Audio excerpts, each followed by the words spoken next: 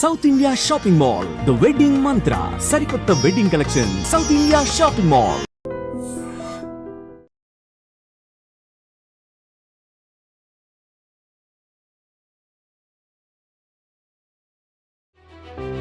అహ్మదాబాద్ మేఘానిలో 242 మంది ప్యాసింజర్స్తో వెళ్తున్న విమానం ఒక్కసారిగా కుప్పకూలింది. ఈ విమాన ప్రమాదంతో గుజరాత్ రాష్ట్రం ఒక్కసారిగా వణికిపోయిందని చెప్పొచ్చు.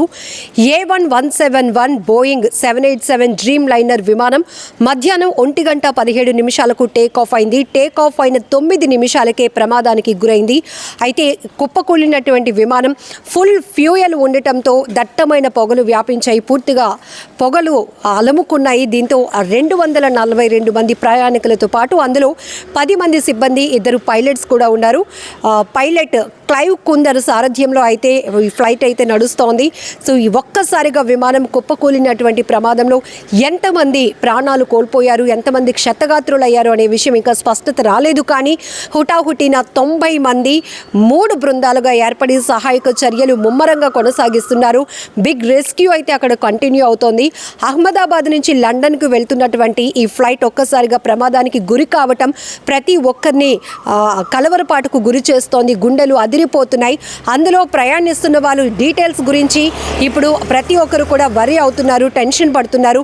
ఏమైంది ఇప్పుడు, ఆ ఫ్లైట్లో ప్రయాణిస్తున్న వారి పరిస్థితి ఎలా ఉంది, మా వాళ్ళు ఏమైపోయారు అని కుటుంబ సభ్యులు ఈ విమాన ప్రమాదం తెలిసిన వెంటనే ఒక్కసారిగా ఆందోళనకు గురవుతున్న పరిస్థితి. ఇప్పటికే కేంద్ర ప్రభుత్వం కూడా ఇమీడియట్గా అక్కడ రెస్క్యూ కొనసాగించడం, అలాగే ఎందుకు విమానం ఈ ప్రమాదానికి గురి కావటం, కారణాలు ఏంటి అనే విషయంపై కూడా కేంద్ర విమానయాన శాఖ మంత్రులతో, అధికారులతో కూడా, అలాగే ఎయిర్పోర్ట్ అథారిటీ వాళ్ళతో కూడా మాట్లాడడం జరుగుతుంది. ఇప్పటికే ప్రధాని మోదీ ఫోన్ కాంటాక్ట్ అయ్యి అసలు ప్రమాదం గురించి ఆరా తీశారు. మరొక వైపు కుట్ర కోణం దాగి ఉంది అని చెప్పేసి విమానయాన శాఖ అయితే అనుమానిస్తోంది.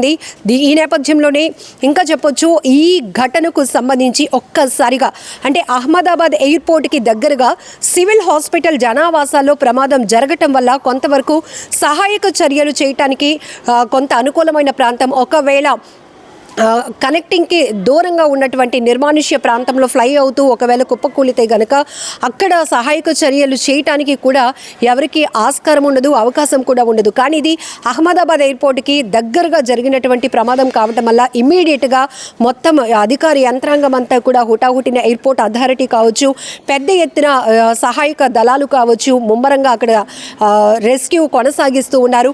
విమానం కుప్పకూలి తర్వాత దట్టమైనటువంటి పొగలు పూర్తిగా మంటల్లో చిక్కుకుపోయిన వారిని ఆ విమాన శకలాలు ఏవైతే ఒకవైపు మంటల్లో కాలుతున్నటువంటి ఆ శకలాలు తొలగించి అందులో చిక్కుకున్న వారిని రక్షించి స్థానికంగా ఉన్నటువంటి హాస్పిటల్స్కి అయితే తరలిస్తూ ఉన్నారు.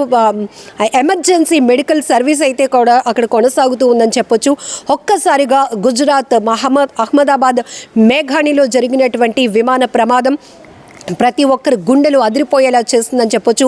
242 మంది ప్రయాణికులు, అంటే అందులో చిన్నపిల్లలు ఉంటారు, పెద్దవాళ్ళు ఉంటారు, వివిధ అవసరాల నిమిత్తం వెళ్తున్న వాళ్ళు, ఇలా ప్రతి ఒక్కరు ఒక్కొక్కరిది ఒక్కొక్క ఇంపార్టెన్స్తో వాళ్ళ జర్నీ కంటిన్యూ అవుతోంది.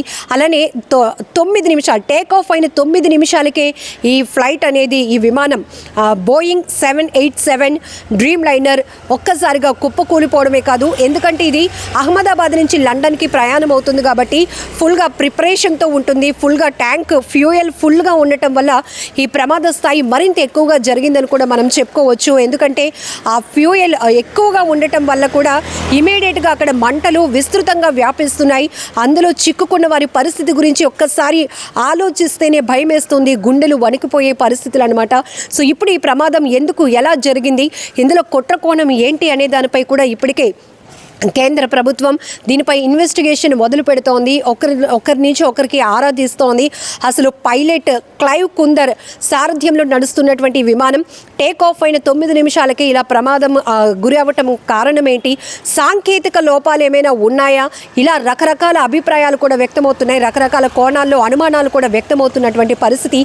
ఏదేమైనా 242 మంది ప్రయాణికులతో వెళ్తున్న A1171 బోయింగ్ 787 డ్రీమ్ లైనర్ విమానం ఒక్కసారిగా కుప్పకూలిపోయింది. మంటలు అలముకున్నాయి, మంటల్లో కాలిపోతోంది. అక్కడ అసలు ఊహించటానికి కూడా వాతావరణం ఎలాంటి పరిస్థితిలో ఉందో మనం చెప్పుకోవచ్చు. ఇందులో గుజరాత్ ఎక్స్ సీఎం విజయ్ రూపానీ గారు కూడా ప్రయాణిస్తున్నారు, ట్రావెల్ అవుతున్నట్టు. ఆ టికెట్స్ బోర్డింగ్కి సంబంధించినటువంటి డీటెయిల్స్లో ఉంది. అది కూడా ఒక బాధాకరమైన విషయం అని చెప్పొచ్చు. అసలు ఇందులో ఎన్ని ఫ్యామిలీస్, ఎంతమంది వెళ్తున్నారు, ఎవరు పరిస్థితి ఎలా ఉంది, ఎంతమంది చనిపోయారు, ఎంతమంది ఆ విమానం కుప్పకూలి కాలిపోయినటువంటి ప్రమాదంలో వాళ్ళు కూడా కాలి బూడిదయ్యారు, ఎంతమంది క్షతగాత్రులయ్యారు, ఎంతమంది ఇప్పటికే అసలు ఆ మంటల్లో చిక్కుకున్న వారి పరిస్థితి ఊహించటానికి కూడా చాలా కష్టంగా ఉంది. ఇమీడియట్గా అయితే రెస్క్యూ బృందాలన్నీ కూడా 90 మంది 3 టీములుగా ఏర్పడి పెద్ద ఎత్తున సహాయక చర్యలు కొనసాగిస్తూ హాస్పిటల్కి అయితే హుటాహుటీన తరలిస్తూ ఉన్నారు. అయితే మరొక వైపు ప్రమాదానికి గల కారణాలపై విశ్లేషిస్తోంది కేంద్ర విమానయాన శాఖ. ఇప్పటికే కుట్రకోణం దాగి ఉందని అభిప్రాయాన్ని కూడా వ్యక్తం చేసింది. అసలు ఎందుకు టేక్ ఆఫ్ మధ్యాహ్నం 1:17 టేక్ ఆఫ్ అయినటువంటి ఈ విమానం లండన్కి బయలుదేరింది. అహ్మదాబాద్ ఎయిర్పోర్ట్కి అతి దగ్గరలో సివిల్ ఆసుపత్రి జనావాసాల దగ్గర ఈ ప్రమాదం జరగటం వల్ల ఒక రకంగా చెప్పాలంటే అక్కడ సహాయక చర్యలు కొనసాగించడానికి కాస్త అవకాశం దొరికిందని చెప్పొచ్చు. లేదు అంటే ఇది ప్రయాణించిన తర్వాత వేరే చోట ఏదైనా ప్రమాదం జరిగితే కూడా ఇలా ఇమీడియట్గా అక్కడికి వెళ్ళటానికి, చేరుకోవటానికి, రెస్క్యూ చేయడానికి కూడా అవకాశం ఉండదు. కానీ ఇమీడియట్గా ఘటన గురించి తెలిసిన వెంటనే అక్కడున్న వాళ్ళ ప్రయాణికులు కావచ్చు, లేకపోతే ఇప్పటికే టీవీల్లో చూస్తున్న వాళ్ళు ఈ దృశ్యాలు చూసి వణికిపోతున్నారు, ఆందోళనలో పడ్డారు. మా వారికి ఏమైంది, ఇందులో ప్రయాణిస్తున్న మా కుటుంబ సభ్యుల పరిస్థితి ఏంటి అనేటటువంటి ఆరా తీస్తున్నారు. ఇప్పటికే హెల్ప్ లైన్స్ కూడా ఏర్పాటు చేయడం వల్ల పెద్ద ఎత్తున కాల్స్ కూడా వస్తున్నాయి. ఎందుకంటే ఎక్కువ సంఖ్యలో 242 మంది ప్యాసింజర్స్, ప్రయాణికులు ఉన్నారు. 10 మంది సిబ్బంది ఉన్నారు, 2 పైలట్లు, అంటే 12 మంది సిబ్బంది, 242 మంది ప్రయాణికులతో వెళ్తున్నటువంటి విమానం ఒక్కసారిగా కుప్పకూలి మంటల్లో కాలిపోయింది. సో అందులో ప్రయాణిస్తున్న వారి పరిస్థితి ఏంటా అనేది ఇప్పుడు ప్రతి ఒక్కరూ తీవ్ర ఆందోళనకు గురవుతున్నటువంటి అంశం. ఏదైనా బాధాకరమైన విషయం అని చెప్పొచ్చు. అనేక విమాన ప్రమాదాలు మనం చూసాం. ఈ ప్రమాదం తీవ్ర స్థాయిలో ఉండటానికి కారణం కూడా ఇది ఫ్యూయల్ ఫుల్గా ఉండడం వల్ల కూడా ఎక్కువగా మంటలు వ్యాపిస్తున్నాయి. దీంతో అందులో ఉన్న వాళ్ళ పరిస్థితి ఏంటి అనేది ఇప్పుడు ఒక భయాందోళనకు గురి చేస్తున్నటువంటి అంశంగా మారింది. ఏదేమైనా కూడా ఈ ప్రమాదం చాలా బాధాకరమైన విషయం. త్వరగా అంటే క్షతగాత్రులు ఎవరైతే ఉన్నారో వాళ్ళు త్వరగా కోలుకోవాలని ఇమీడియట్గా కేంద్ర ప్రభుత్వం కూడా అలర్ట్ చేసింది అందరినీ కూడా.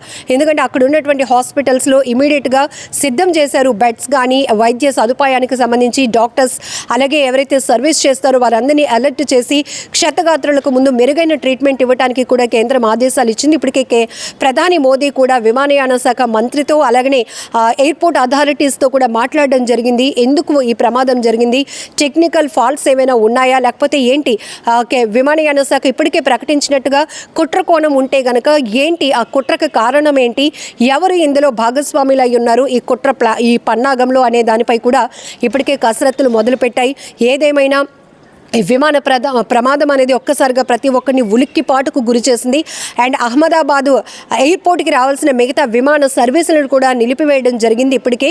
సో ఈ ప్రమాదంలో ఎవరైతే క్షతగాత్రులుగా ఉన్నారో వారంతా త్వరగా కోలుకోవాలని మనం కూడా భగవంతుణ్ణి వేడుకుందాం.